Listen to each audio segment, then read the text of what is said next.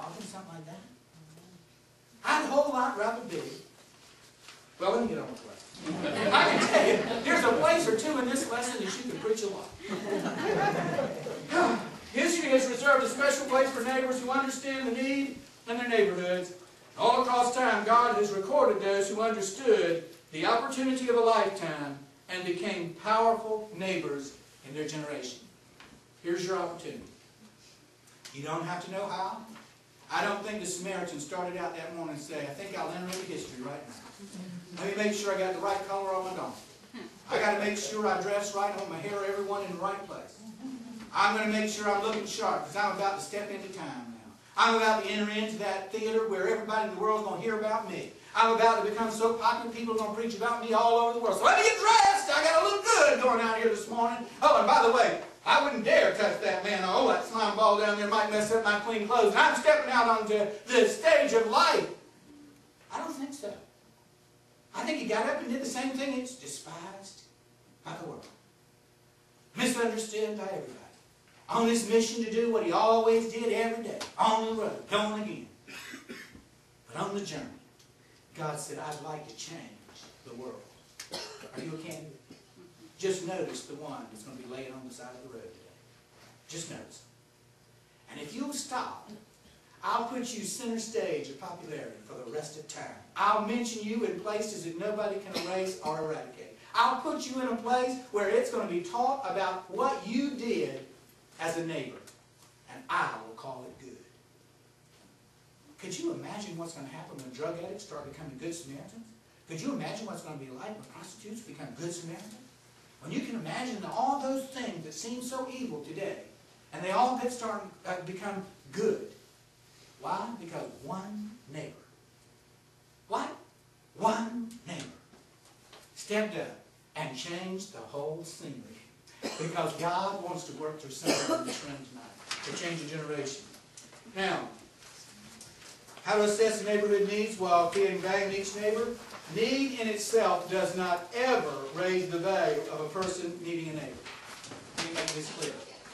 If there had been 1,000 people laying on the side of the road that day, all of them robbed by the same nut, all of them beat up by the same idiot, and all of them had their possessions removed the same way, none of them became more valuable or less valuable. See, it's not the need that the person has that raises their value. If it did, you'd say, if you walk into a neighborhood, well, let me deal with the worst one first. Wouldn't you? But the truth is, deal with the one God puts in your path.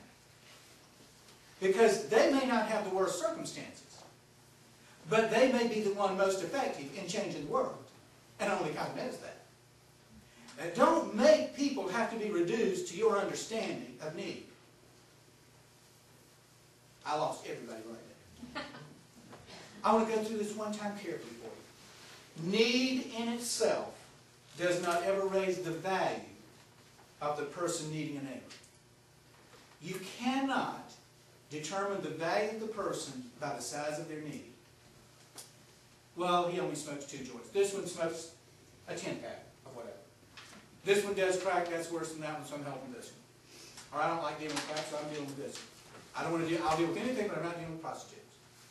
See, already, you've reduced down to your own understanding what this person's need is, and you base the value of the person on their need.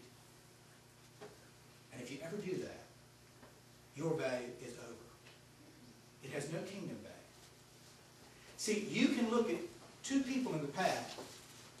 Don't ever make a choice between this person's need might be greater than that person's need, because God knows which one of those will change the world when they receive love, help, or value.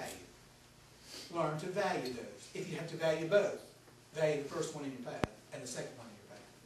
But don't skip over people because their need is greater than somebody else's when God's put them in the path. Here's what I mean. If somebody's dying, obviously you want to help that person get help as fast as stop the bleeding. But what you would not want to do is stand there and just say, well, I can't tell what this one is more than this one. Well, if one of you will confess which one needs help the most, I'll help. Or let me say this. If one of you will admit you need help, then I'll help.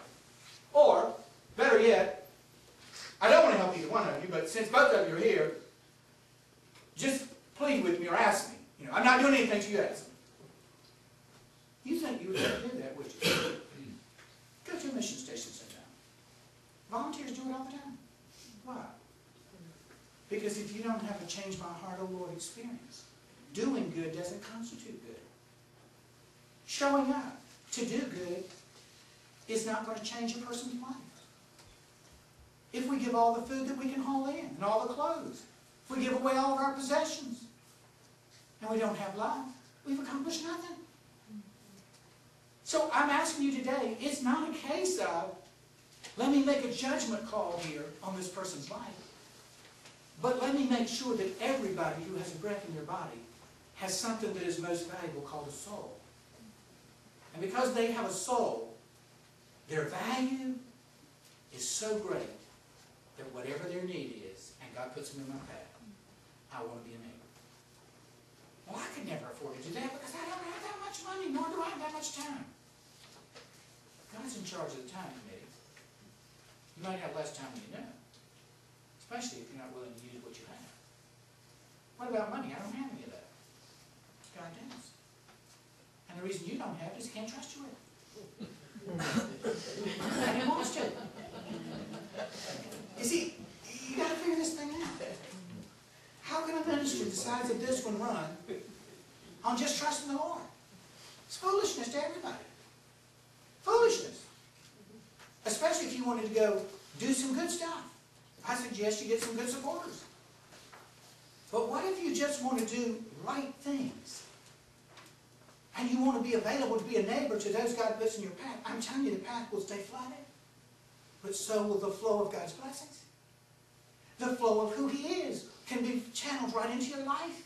God will move people from around the country and put them right in your neighborhood. They'll come up and say, I want to get involved. But I don't know what in the world I moved halfway across the country for. And they may never figure it out. And then one day it's going to hit you. Oh God, thank you for moving a neighbor just for me. You move somebody here who has like passions. Somebody who share the vision. Somebody who has the desire to make a difference. I found out God doesn't do very well with geography. He can move somebody from the east to the west and from the north to the south. As long as you are willing to be a neighbor, God will allow all those from His neighborhood that will make possible what He's given to you to walk out. You do know God wants to move somebody, right? Poor old Jack, Barbara's husband, he tells me every time I see him, God moved us all the way over here from Texas. And I want to go home. And this ministry won't let me.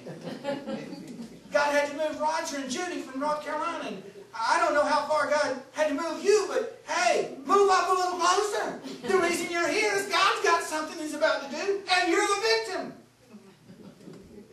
And God's not the villain. You're the victim of His love. You're the victim of His mercy. You're the victim of His grace. He's been pouring into you for a long time. He's given you experiences that others don't have. He's given you a joy that others can't find. He's given you something that can't be sold or stole. He's given you something to hold on to. And it's not your purse, and it's not your goods, and it's not your ability. All of a sudden, you're holding on to the unchanging hand of God, and you're reaching out to somebody else who can't find a hand.